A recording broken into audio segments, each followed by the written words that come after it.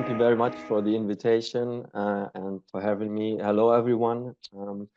I will try to talk and explain what this project Smart Hans is about today.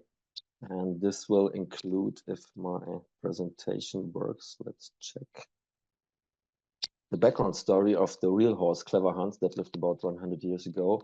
Story how we developed our project, as well as I would call this a bigger topic, all the background implications, AI versus humanity. And this is not about a conflict. It's also about like what are the main differences which I perceive between human and artificial intelligence, and how does this relate to Smart Hans and the progress of AI at the moment. Sorry.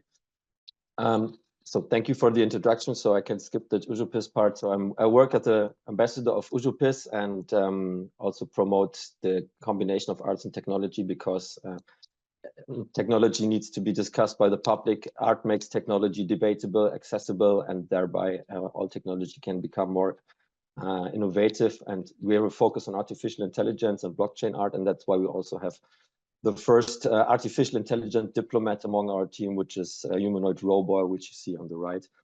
And I started off with some rather conceptual work, which is our Republic of Užupis. I will not dive into this because it's a longer story, but we have a very nice a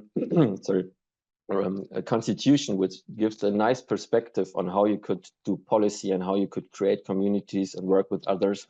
And this community has a lot of like funny rights and also paradox rights, and I wanted to try to bring this spirit into the art world of AI, and therefore we made the first constitutional article regarding artificial intelligence, which was a subversion of the debate. This constitution article we made is any artificial intelligence has the right to believe in the goodwill of humanity, which is like back in those days, everybody was like, okay, we have to protect us from these evil robots and AI will kill us all. And now we slowly realize, no, AI is just what humans do, and self-responsibility is the key.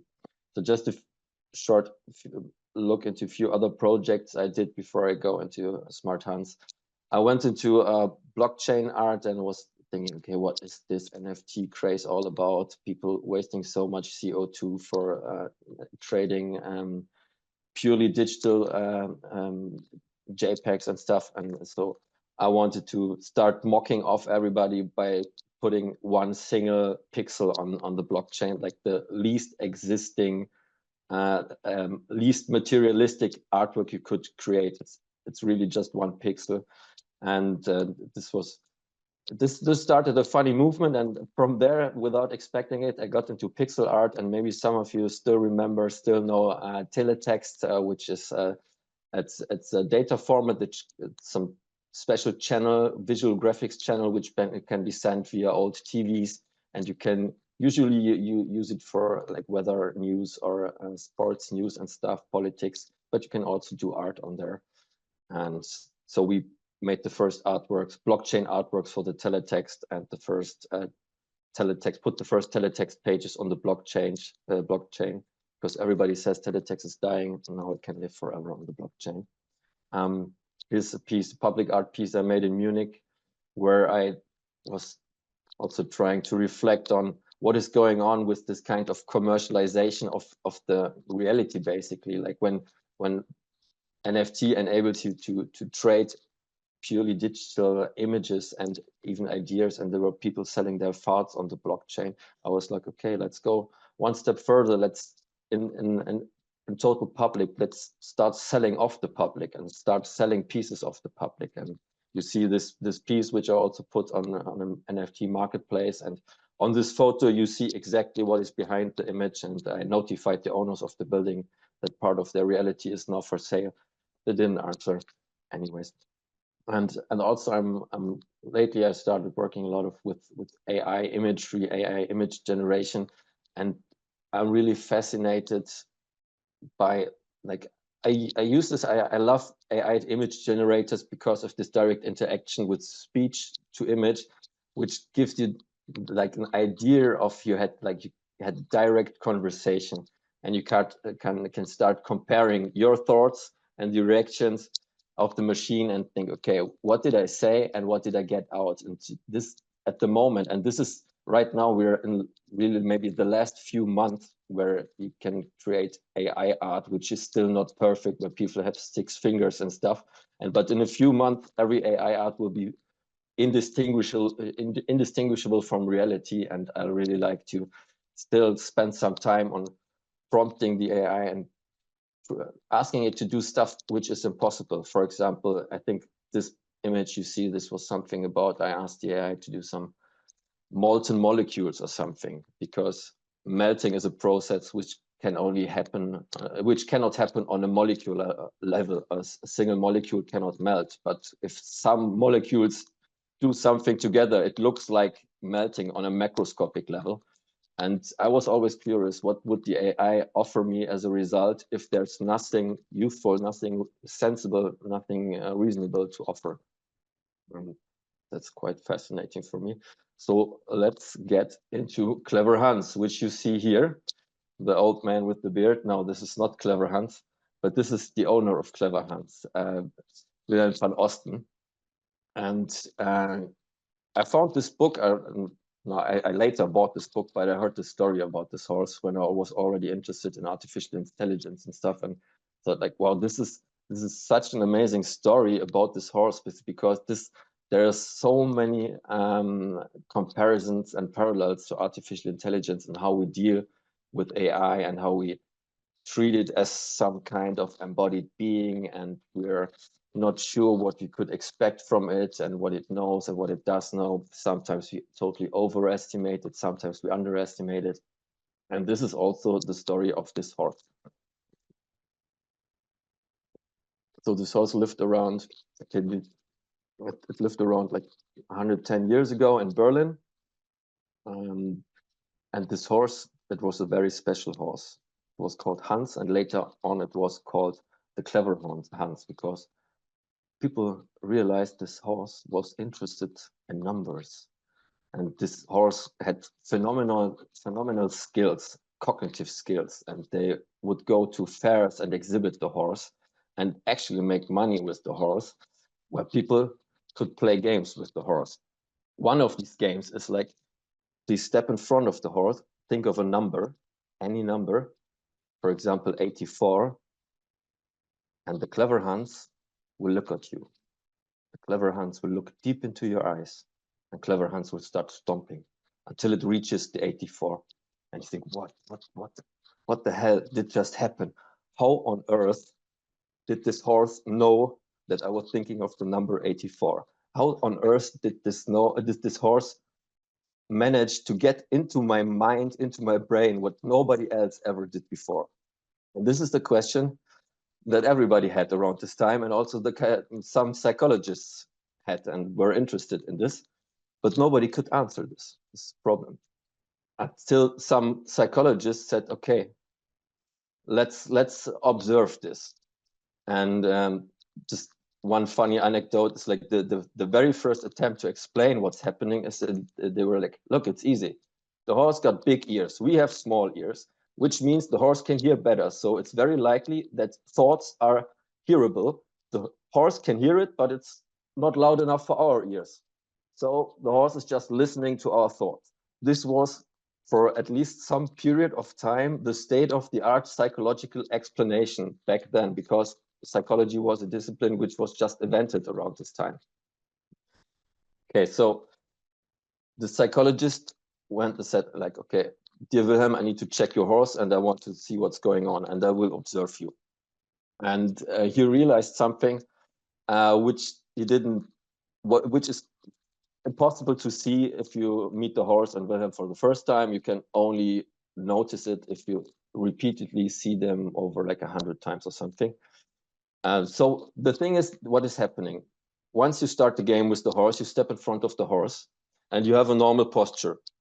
And once the horse starts tapping, you will, without knowing, automatically bend down your head to have a better look onto the foot which is tapping, because you have to concentrate, you have to count how often does the horse tap. If you thought of the number 8, you must make sure that you are aware when the horse reaches the number 8.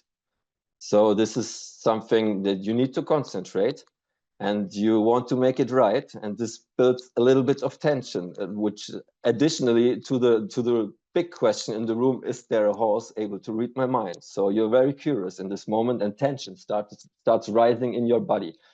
And the idea is, in this very moment, when the horse reaches the number that you are thinking of, in that very moment, the tension drops, because now it's over. Either the horse is right or wrong, I don't care anymore, but it's over. I don't need to count anymore. And you will react with a short nod back, a short, very, very light movement of relaxation. You cannot notice it yourself. People will not see it around you, because if you would measure it by the tip of your nose, it would be 0.5 millimeter within maybe like a tenth of a second or something.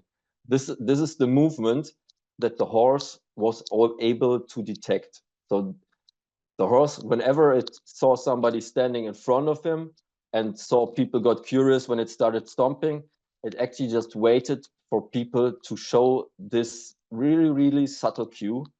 And then the horse would immediately stop stomping. So because it would know, if I would stop now, I will get my carrots or whatever, I get a treat. The horse never, of course, never knew anything about numbers or whatever. They also made other games like, please, smart Hans, you're so smart. In which month is the emperor born?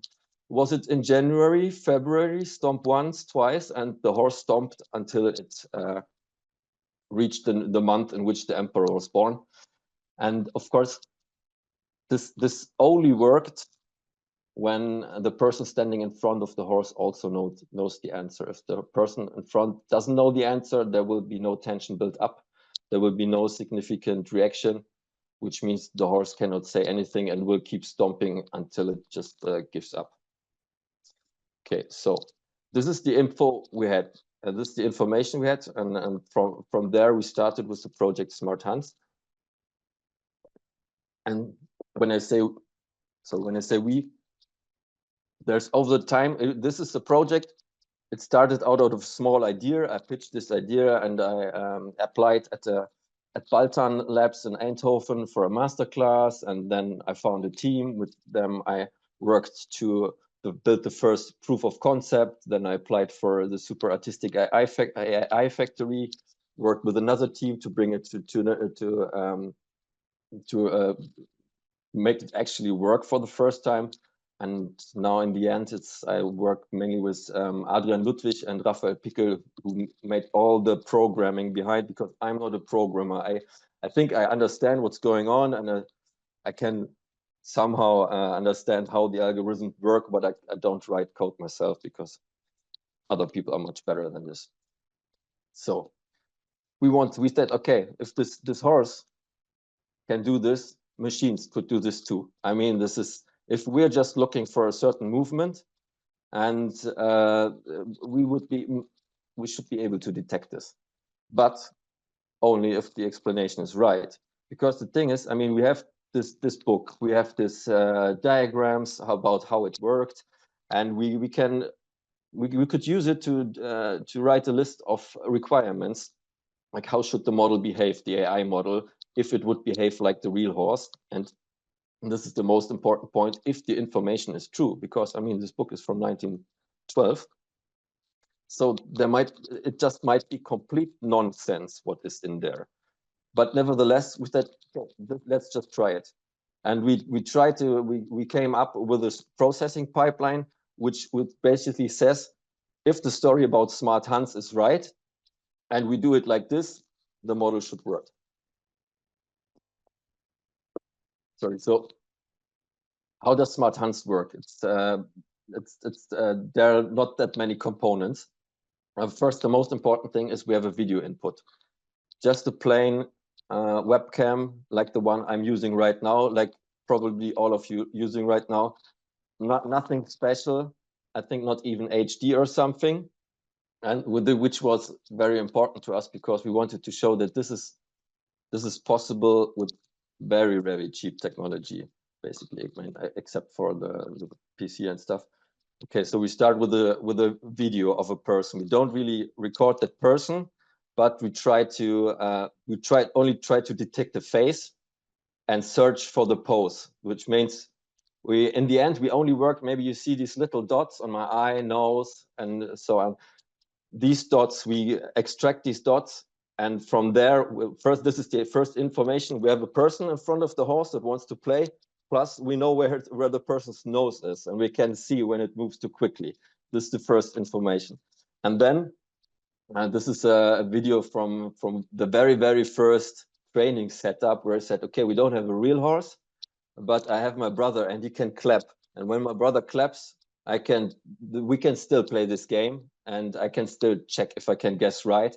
And while doing so, while we played this game, we made these videos, and we cut this video into parts, and we divided it into parts from one clapping to another clap.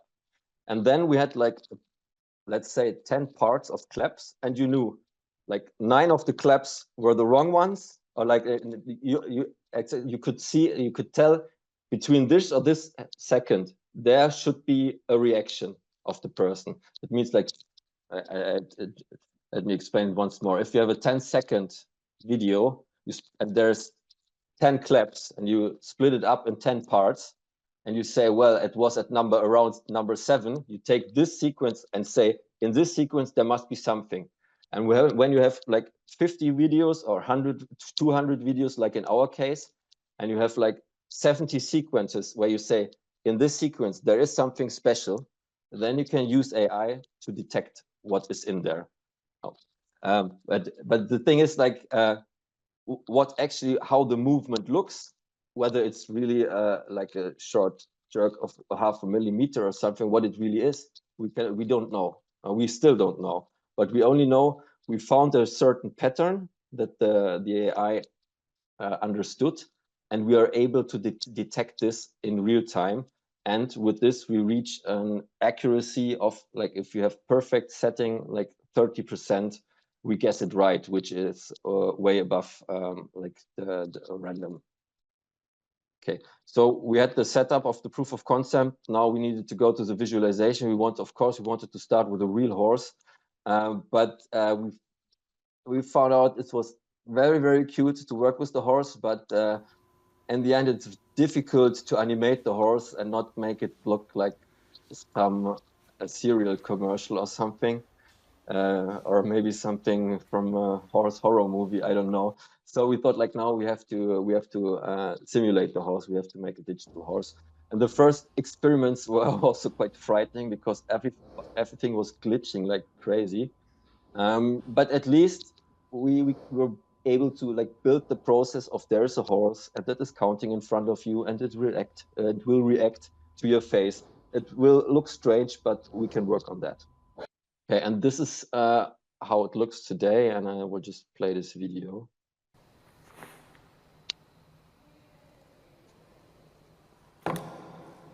Once there was a horse with an unbelievable skill. The horse was called Clever Hans because it could read people's minds. This happened 100 years ago. Today, machines can do this too. Smart Hans is a synthetic reincarnation of Clever Hans. The interactive installation shows an animated horse that can guess any number in your mind via posture recognition. This horse is fun to play with, but is also a manifestation of our concerns regarding artificial intelligence. If you play the game often enough, any child can learn how to trick the AI. Smart Hans shows the potential to penetrate your most private space, your mind. Exactly. So I will also talk about this in a few seconds. And this, what you just saw, is, we call it Smart Hans, but actually it's Smart Hans 0.1, because it's just a prototype.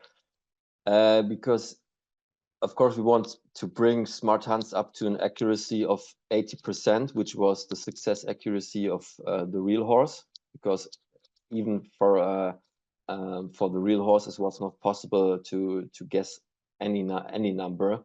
It had difficulties with numbers that were like bigger numbers, like if you were thinking of 1,000, the horse would give up before. But it also had problem with very low numbers, like 1, 2, or 3, for a simple reason, because this movement it's looking for, this 0.5 millimeter irregular movement is not an absolute movement. Like you can compare 5 people and they perform it in the same way, because people are different. People have different body physics, and they live, they move, and they breathe, and they are also always moving. And within this movement, which is always more than 0.5 millimeter, you try to extract just an irregularity from the whole shaky movement, which is of course very, very difficult. And for this, you have to observe the person before. And that's why the horse, also the real horse, needed it was like best when it started at like numbers around 4. And so we said, we will do exactly this, and we will use the first 3 taps only to calibrate the person and to see how is this general movement pattern of the person. And from the 3rd tap on, we start checking, okay, now, is there any deviation from that pattern that we recorded? So, which means we have to get a lot of data, which is a lot of work for one poor horse. That's why we need more. And we need to make it simpler. That means we need to remove the projector and the camera stand and put it all into one screen with the camera just on top, because then we can also much easily multiply it and spread it over different locations, because we need many different people to interact with it. And then we have the first herd of horses that will learn from each other, teach each other, and let's see where it goes. Okay. And here are some images of Smart Hans interacting. This was in Augsburg Modular Festival. And I think, to me, the reactions of the people are the most insane about the project. Because as I explained, Smart Hans, the algorithm found some pattern which we cannot see, which is expressed in a formula which we cannot understand, which means maybe this horse knows nothing and we cannot tell. And this is like, I would expect people to be very skeptical towards AI, but in many cases the reactions were the total opposite. If Smart Hans did not guess the number correct, people said, oh my God, sorry, I didn't concentrate. Can I please try again? Maybe I was looking in the wrong direction. People, first of all, assumed that we had a horse that could read their mind. They were didn't doubt this for a second. And secondly, when the horse failed, they were sure it was their fault. So the technology, so I was absolutely like amazed by this trust in technology. We could call it like this, or maybe this overestimation of technology at the moment. And on the other hand side, it's a project that works. You don't need to understand anything about technology. Oh, this was funny. Be careful. There's some loud music now, because Smart Hans also enjoys some quiet places after some festivals. This is in Darmstadt, the city church, which is like kind of the most perfect area to put a horse in, not just because how amazing it looks, but you have rock solid ground, and the vibration is the killer for this installation, because, as I said, we're looking for a movement of 0.5 millimeters, and if the camera vibrates just like a hundredth of a millimeter, everything is gone and we cannot measure anything anymore.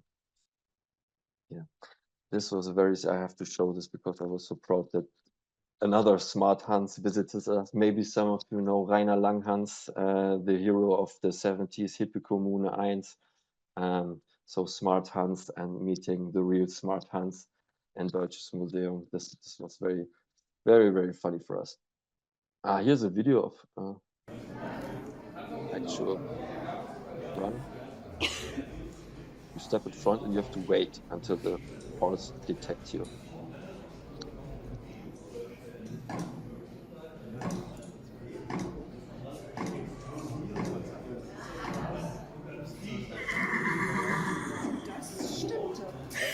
So she said, yes, that was correct, as always. Of course, no, as I told you, we have an accuracy of about 30% at the moment. What this is just a matter of the data source and the amount of data we have. We need to do more training. And as I said, I thought like there are so many parallels between this horse and AI. It's just like I have to investigate. I mean, I cannot be the only person seeing this. Of course, I'm not. There's Sebastian Lapushkin from, I think it was from Fraunhofer. Researcher, he just published, in 2019, he published an article on Nature, which is like the most highly renowned journal in science that you can publish in. And he had a publication unmasking clever Hans predictors and assessing what machines really learn. And in short, he defined the clever Hans effect, which now is formulated and articulated and discussed in artificial intelligence, and which means the following: clever Hans pretended to see our thoughts, to penetrate our mind, and to look into what our cognitive processes. But in fact, for coming up with these estimates of what is going on in our mind, what Hans actually did is just look at the movement of the nose. So it took a visual cue to approximate cognitive content, because it cannot see the cognitive content. And this is always the question: what is the proxy that an AI takes? What does the AI take to understand and decide something? And the Smart Hans shows, and that's why I like to call Smart Hans the end boss of all AI installation. Smart Hans shows that you can never, ever know for sure how a decision is made by an AI, on which data this decision is made. It doesn't matter how good your AI is, how much money you put into training, it can work perfectly well for 5 years and do the most horrible nonsense the next day. One example is they had a algorithm which was trained to detect trains on images, and it worked horribly well until they realized, no, but we have some problems with some sort of images, and it was especially of the images of the higher parts of the trains and stuff, until they realized the AI never ever looked at the train. It only looked at the railroads, because a railroad is a super recognizable geometric pattern which you find in 99% of all train pictures, whereas the rest of the train is very diverse. And it's hard to compare because you have different angles, cameras and stuff, but the rails, they are quite homogeneous, so you can recognize them. And this is the clever Hans effect, because this counts for anything. Also, if you have like this, which is very, very interesting, because there's so much stuff going on where we try to automate these processes up to an extent where it really has impact on our lives. And we give AI the chance to decide upon, is this a criminal over there? Is there a fight over there? Should this person get a loan or whatever? And this is done by algorithms, which in the end, we never fully understand. We can't, at least if we build them like we build them right now. And on the other hand side, if we cannot understand them, which this means, we can also not tell they're wrong. And I was really, really proud when I found this paper, because I thought like this, it's called functional concept proxies and the actually Smart Hans problem. What's special about deep neural networks in science? I'm claiming here right now that Smart Hans, we claimed the term, we were the first to use it, and this is hopefully inspired by our project, because this actual Smart Hans problem says you can never know whether the AI understood something that you can't understand. Like in our case, if the AI was to explain to us what it found, it would tell us about some kind of movement inside a pattern, which is a relative movement relative to 200 data sets, which means the AI could maybe explain it in human words, but it would be an explanation so long and weird that there's no chance to get it. And yeah, so that's the Smart Hans, the actual Smart Hans problem, that we have to assume that there's something going on that an AI could understand, but we're just unable to get it, even if the AI would try to explain it to us. Which I love this cartoon. It's so simple.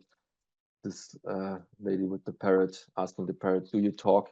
"Yes, but I don't understand what I'm saying." And this is like this.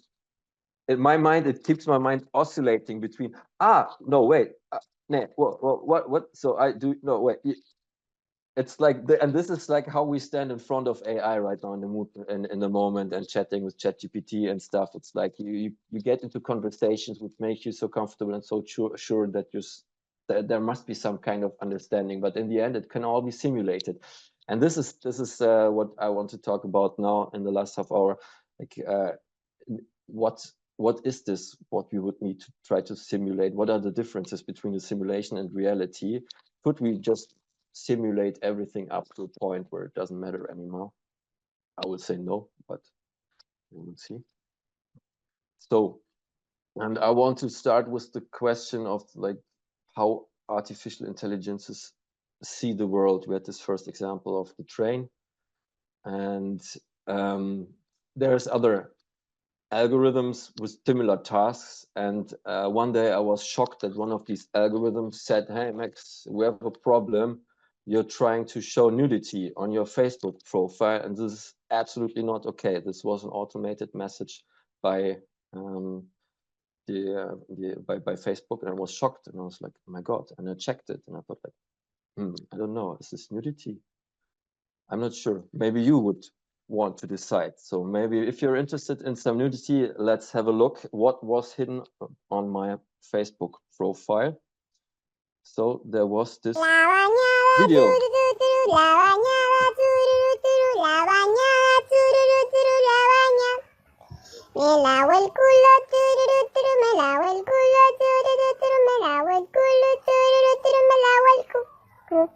So I admit, technically, this rat is naked. Yes, this is nudity. But come on, it has fur, it has foam, and it's a rat. So what's the problem?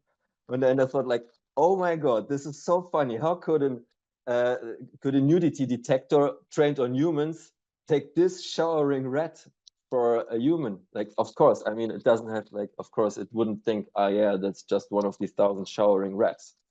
And this is one example. Yeah, and nudity detectors. I have a friend who worked for a platform, and he was like, yeah. You think this is funny? Nudity detectors is a big topic. I mean, we have minors on our platform, and we have these freaks that do anything to get their genitals on the internet. And what they came up with once nudity detectors got better was simple, stupid stuff like you put a glass bottle in front of your genitals.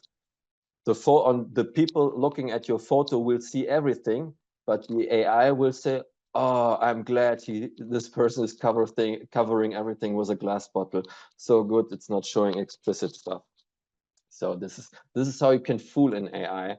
Another example, and these are earlier examples. Most AIs are much better right now. There was an AI asked to decide, is this what kind of object is this? Obviously a Granny Smith.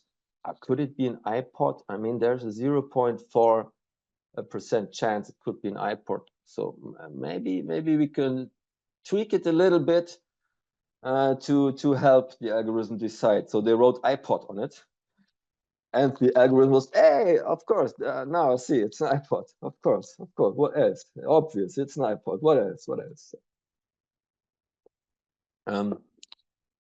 So the question is, what the hell does an AI algorithm and object classifier actually see?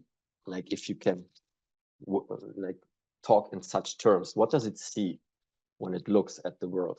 And they try to reverse engineer this. I mean, you saw the algorithm, when it sees something, it gives you a percentage. Most likely this is this or that. So there was like, okay, let's create random pictures until an AI says, oh, this is 100% clearly this or that object. So we kind of get like the prototypical object for each class. And so we get an idea of what the AI is actually looking for, like also comparable to my situation. I want to have an idea of what kind of shape this movement shape our smart hand is looking for. So we have these three shapes, and these are prototypical images according to an AI through a certain algorithm. The first one is a pedal, obviously. The second one is a soccer ball. This strange pattern, if you show this to a certain kind of algorithm and a certain development state, it would have said, yeah, this is a soccer ball. What a beautiful soccer ball. And this is an assault rifle. And this is maybe funny or something until you have a very, very nice dress and it crunches. For some reason, it crunches a little bit and the patterns swirl. And then there's an automated drone in the air and says, oh, obviously, I see there's a person with an assault rifle. You know, of course, this is now very, very stupid jokes, but we have lethal autonomous weapon systems out there, and they look for things, and we don't know what the things look like that they are looking for. And this is an example how an assault rifle would look like for an AI. So we don't know what else could look like an assault rifle to an AI back then. This was also used in you could, I think, in the Hong Kong protest, people used this to as countermeasures against facial recognition, because they realized we can also create a picture which is absolutely a non-human. If this camera over our heads is watching for humans and faces, we can just create an image which is the opposite. We don't understand what the opposite of non-humanness would be, but the AI will tell us. And they came up with this image working on a certain algorithm, and you can see it work now. You have this image classifier saying, this object classifier saying, okay, I'm searching for chairs and persons in this room, and one person is having this so-called adversarial patch image in front. And you can see, okay, at certain movements, for some seconds, the person will be recognized, but most time not, until okay, now the image is gone, not visible for the classifier AI.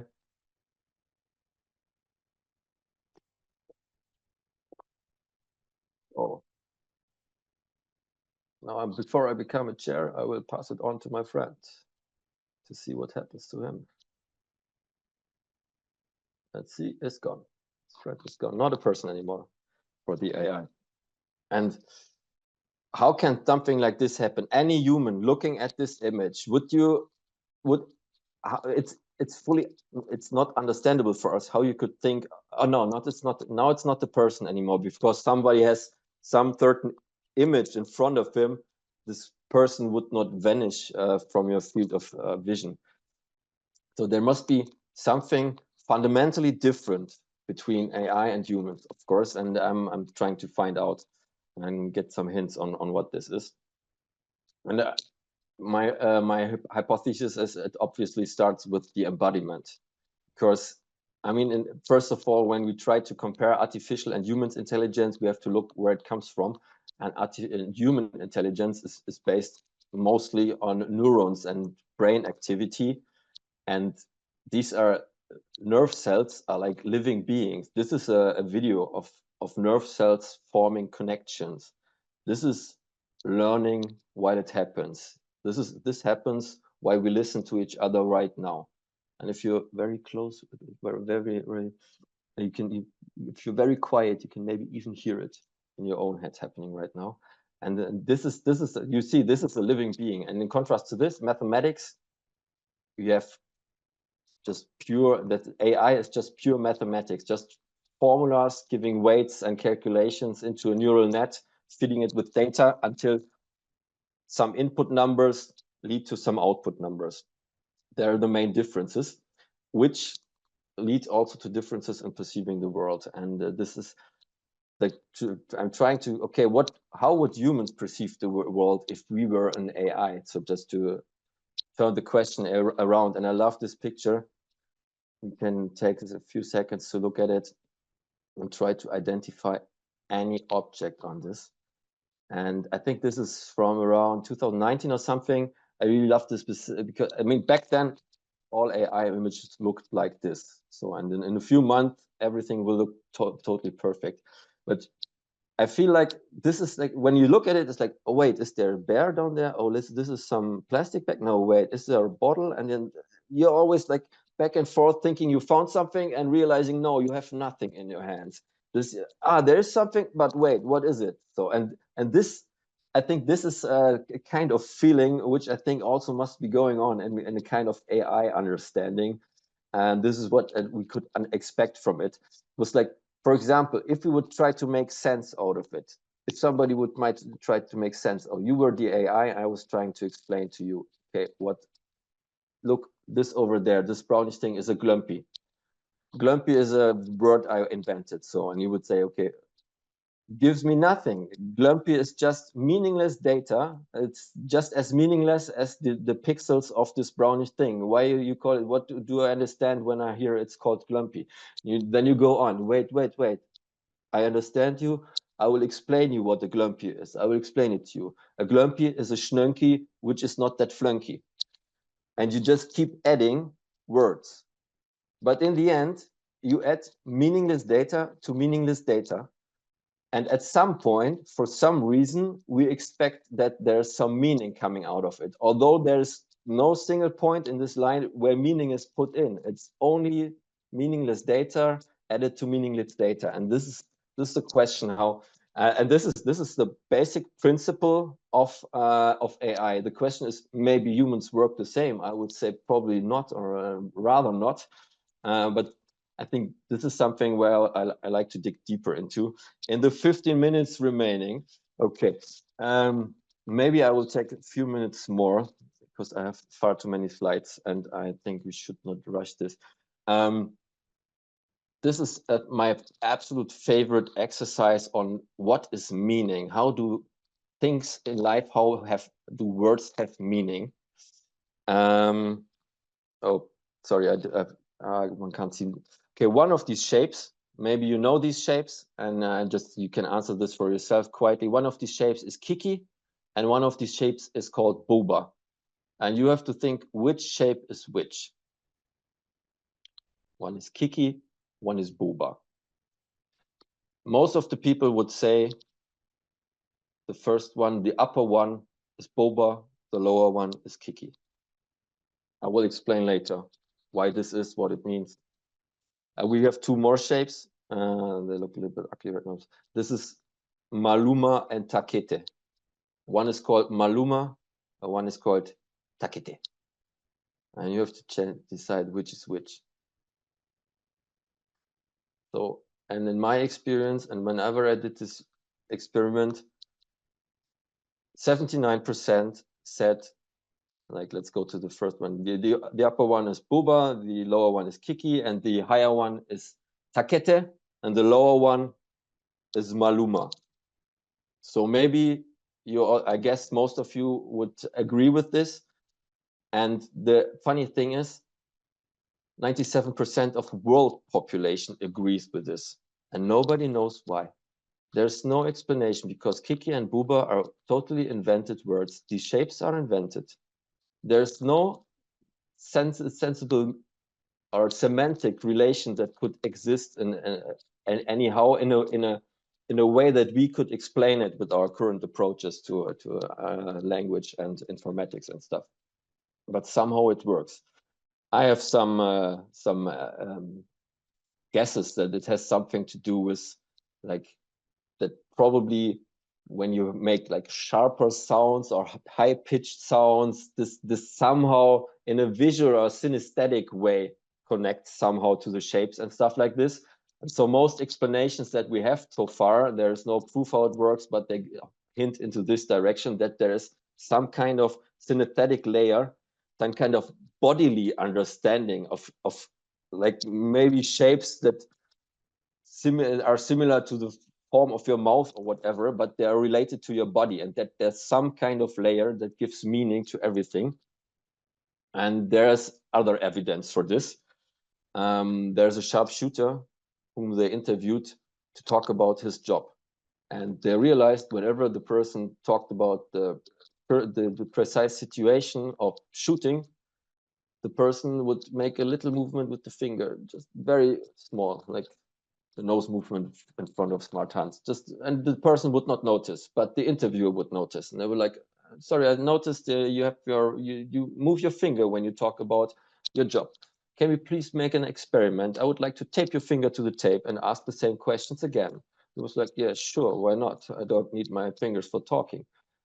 He did, because they found out when he tried to answer the same questions again, it took him more time because he couldn't move the finger. And the idea was maybe something out of the body is used while reconstructing semantics and information. And maybe the meaning is not something which is written in some kind of data format and put into some special part of the brain. Maybe it's something which is encoded or recreated with your whole body, because I mean, we have nerves all around.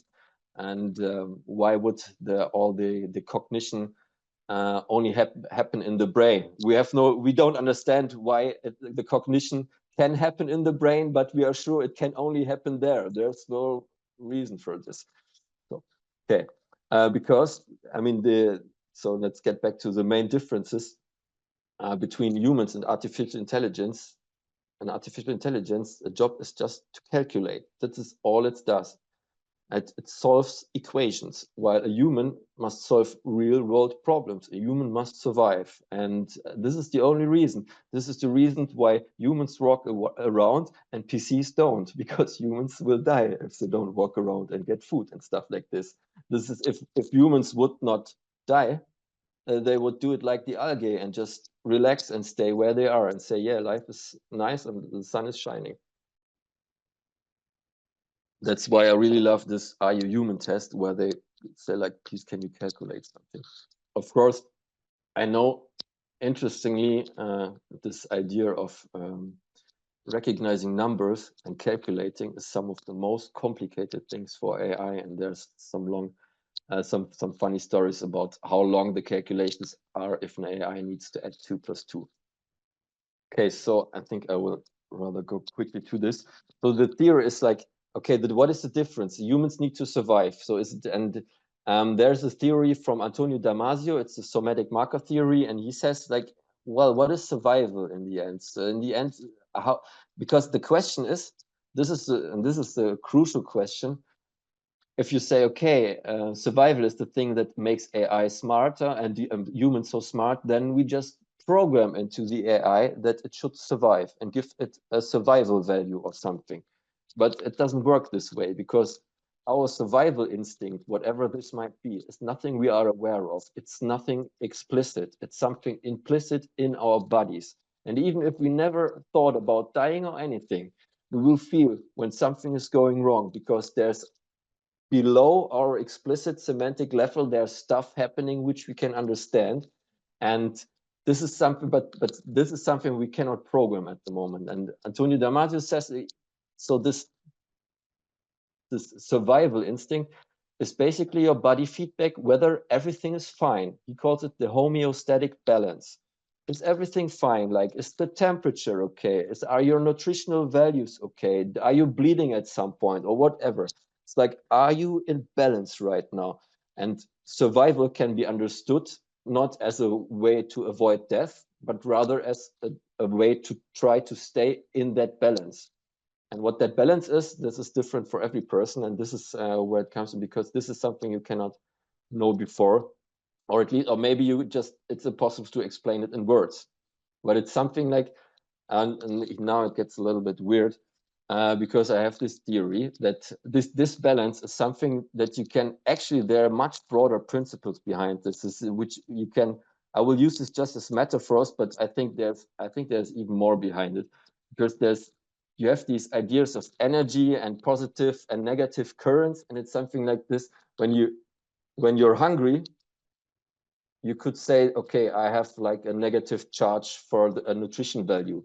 And if you see food, you could say, okay, wow, this is something that could top up my value. So, and this is a way that would allow you to give semantics to a world that you don't understand just based on your experience of having eaten before. Maybe I will make that give another example for this, because okay, now it's a little bit weird. I have to admit, this is the first time I show these slides, and so I'm a bit nervous because my theory is like, in the end we have something, everything is like energy connections. It's like you have a body which is just trying to stay in kind of a kind of balance, which is understood in kind of, can be understood in electromagnetic currents. And when a person, and that's all our language is full of electromagnetic metaphors for our cognition, that we are under tension, in German unter Strom and stuff like this. Somebody is charged, like geladen and something. And what you see here is these are lightning strikes. And what I didn't know, most people don't know, is like lightning strikes always come from both sides. There's always also a charge coming from the ground. And this is the metaphor which I would take for like, see the outside world as things are happening and like penetrating your mind. And most of the time you just sit there and see what is coming towards you. But you will only see it if it's at some point relevant to you. You will, for example, if you're sitting at a wooden table, you will probably, and the wood has some pattern from growth. You will not count the spots normally. You wouldn't do, because it doesn't matter. But you will count other stuff in your room, because the money in your wallet or whatever. And only if both parts are there, then perception, sensation, and meaning and semantics are happening. And the fun thing is, there's these brains of fish which actually look like, you see, like there's the same stuff happening when they, I think, I'm not sure whether you can see it.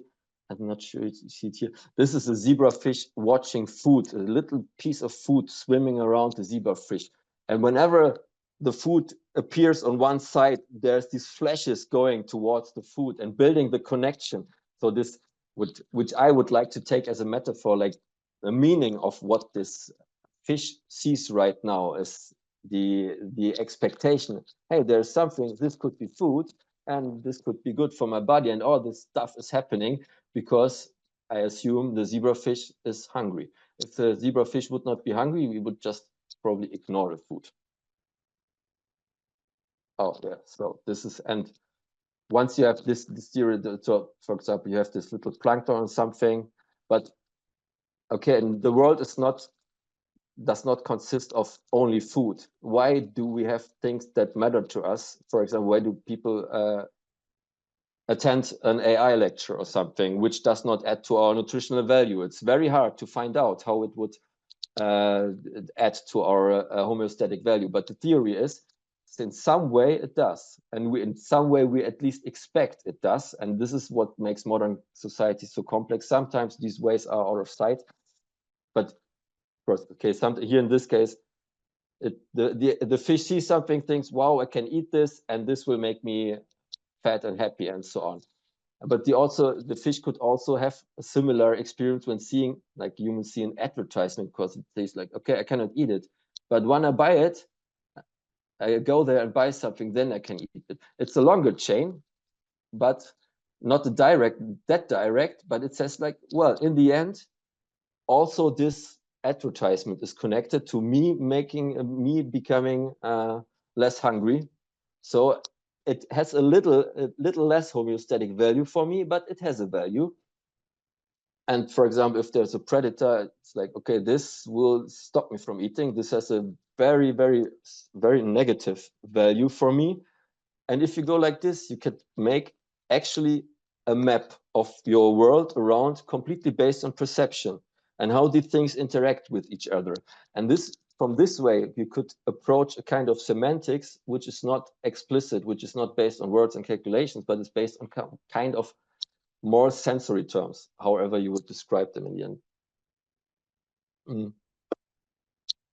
And sorry, okay, there's one missing. And this map, the most important part is in the middle. There are you with your body that tries to make sense of all of this. and because the world affects you in somehow. And this is to me the most crucial difference to an AI. An AI is not affected by the world around. It only cares for the values it's inside. And that's why, for example, a parrot enjoying some tickling or something could also wonder, oh, maybe I can also eat you if a parrot is too hungry or something. This is stuff, this is creativity that could go on in living beings. But on the other hand side, robots would never be able to really enjoy something like we could do, and would just be wondering all the time, like, am I doing this right or whatever? So the question is, and this is the last question, could we basically simulate anything? And this is the question of also relating to smart hands. Can we get to a point where smart hands is so good that it's undistinguishable from reality, and maybe to the point where we have to accept that smart hands with its algorithmic ways articulates reality, which is just too complex for us to grasp. And this is the real truth, and we have to just accept it. I would say no.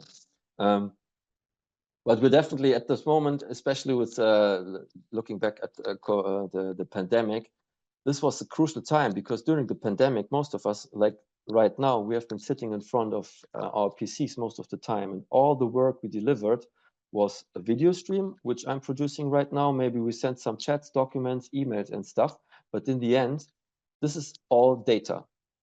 And AI, generative AI, can simulate data. So we have proven that at least to some extent, we are completely reducible to a data stream. And from that moment on, it's just a matter of computing power to simulate. You could start by saying, okay, if I have enough money and computing power, why do I just sit alone here? I could simulate 5 people that do my work, which could apply at some companies. Hey, wait, why would I apply at a company? I could buy some more computing power and buy a whole company. In the end, I could go much further and simulate even a whole country, if there was a country which would mainly rely on maybe some data-heavy industry like finances or something. I don't know if such a country exists. But in the end, at this moment, everything is just a matter of simulation. But I would say, no matter how long you simulate, and people are really worried that AI generated with content will also take over the whole internet. But I think it will stop. So I think, no, the internet, we know it was made for cat videos, and that's what it should stay. And the problem is, as long as we don't solve these questions with, like, what is the main difference? How can we ever make an AI understand us in the way that we understand each other? Unless we cannot solve this, there's no chance that we like make this, like, scale this technology much further. And this problem of, like, where does all this meaning come from? It's actually formulated. What I'm telling you is actually nothing new. The simple grounding problem was formulated in 1990. And 2015, it was solved for the first time. Oh, no, wait. In 2015, they published it remains unsolved, which means nothing happened since then. This problem of, actually, we don't know why this thing we have works, and we cannot promise how long it works and keeps working. This problem is so drastic that it just gets ignored. So people just stopped working on this, and maybe it would take some more time. Which leads to that, I think no matter how good AI will be, no matter how realistic the images will be, it will always make us feel a little bit strange. It will always have something odd in it, always something missing, some soul, some human touch missing. I really love this picture because I saw this, I was like, wow, this is the lake from my childhood, I remember. And then I was like, okay, the reflection is weird. It looked so blurry and real, but of course it cannot be real because the reflection doesn't make sense. And what makes sense or not is something which is a difficult question to AI systems. We saw this when you let AI loose, and at the moment, this is the big discussion, and this is what Smart Hans is trying to get a say in this discussion. Is like, are we at this point where we can mass scale, mass adopt AI? I would say 100% no. There were some experiments that showed how Bob and Alice, these bots, were talking to each other until they went on into absolute nonsense, because during the first sentence they say stuff which they heard from humans which made sense, but at some point they just repeated nonsense stuff, and they didn't have this inner core, this map which could give any meaning. So and this is always the same thing what happens to AI. It drifts away into something no human would ever go to, and this way it was just funny nonsense. And there was also this state chatbot which got totally fascist, racist, and explains this because I'm just reflecting how you are. This is what the bot said, and it's really horrible. They had to cut that bot off after a few hours. And again, algorithms, they don't understand what they're doing. And here was a horrible example of the Myanmar genocide, where the Rohingya minority was massacred. I think more than 5,000 people were murdered. It started all with posts on Facebook, and the algorithm saw it and said, like, yeah, we have to, this is some serious contact. People get engaged. We don't know what kind of engagement, but we see the value goes up. So let's spread it some more. And people got more engaged until Facebook had to admit that they are really responsible or have some part responsibility for the massacre that happened. And this was, I think, hardly anybody talked about this. 5,000 people died there. This is more than at Chernobyl catastrophe. Yeah, and in total, like, let's skip let's go to this one. Because in general, what an AI does is it looks at the world, it looks at us, it looks at how we treat humans, what we eat, how we choose our partners and stuff. And it says, I will find patterns in there, just like Smart Hans tries to find movement patterns. Any AI will try to find pattern, and it will scale and reinforce these patterns and say, I found a pattern, and I will show the world, yeah, this is how trains look like, or whatever. And this is a process which kind of has some implications, because of course it makes people, it's bad for diversity and stuff like this. But what is happening right now at the moment with more generative AI is also that we put in a second mirror, that the internet content that AI is learning from is already AI generated, which creates a feedback loop, which people say this, that AI is actually going mad. And this explanation comes from the term, you see it in the lower right corner, model autophagy disorder, which is the observation that an AI, which is trained on its own content and then retrained on that and retrained on that, will get stupid and drift away from normal stuff. And it's so funny, because this is also in some, I think with humans, you can also make a human stupid or crazy if you just force this human to only talk with itself forever. And this is one thing which is one fear on the broad scale. People try to tackle this, and now I'm slowly coming to the end with, okay, we have to, Facebook says, yeah, we want to protect you from fake news. We put AI stickers and labels on all AI images. I would say this is clever, especially because this is the only way you can prevent this process of AI learning from itself. That's why you want to put labels on it. The question is, how do you put the label on it? Should some people sit there, check every image and say, this could be AI? No, of course, you have to do it with AI, which means you have to build an algorithm which tries to detect the fake images, while the image generator just try to make more realistic images, which means the fake detector is the best training partner they could ever wish for. This is actually the way that you train neural nets. But whenever somebody says, but anyway, people love to say, yeah, we will solve this with AI if there's any problem.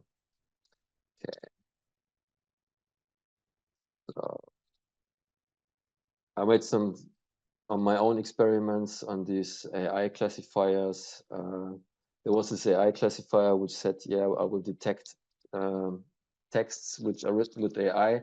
So I said, I don't know what this. No. No, let's not talk about this, but here, this is one interesting. So I was like, okay, let's test this AI text classifier. I told them, please, first of all, write a text. I asked ChatGPT, write a text which is totally 100% human, which cannot be identified as AI written. And it said like something like growing up in a small town, nestled amidst lush green hills, my childhood, blah, blah, blah. I don't know why this would sound human. I don't care. And I fed this text into the the AI detector from OpenAI, which means like I generated it with their product, and now I'm testing it with another product of them, while both is still open in the browser. So this is the last case in which it should not work, but the text says no. The classifier said, oh, your text is clearly human and this is not AI generated and so on.